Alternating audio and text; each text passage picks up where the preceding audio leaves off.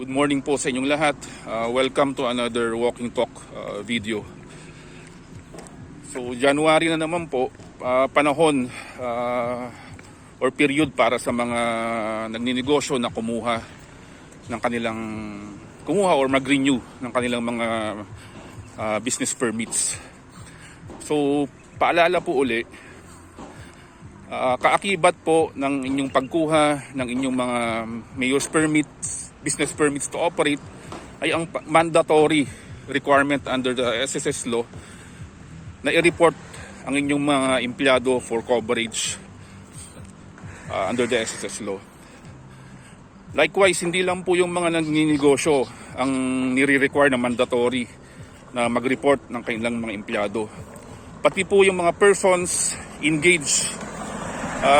engage sa practice ng kanilang mga professions like mga physicians, mga dentists na may clinic and employing the services ng kanilang mga aides or assistants ay mandatory na mag-report for coverage sa SSS. Kasi ang mga persons engaged in the practice ng profession, hindi po kasi hindi po kasi business permit ang kinukuha ng mga yan. Professional tax ang binabayaran po ng mga persons engaged in the practice of profession.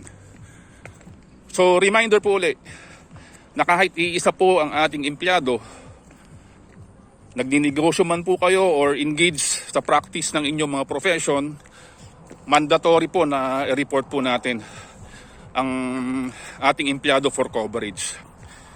Ito po ay mahigpit na pinag-uutos ng SSS law at responsibilidad po natin na i-perform po natin ang ating legal obligation bilang mga employers. Maraming salamat po. Happy New Year po sa inyo lahat.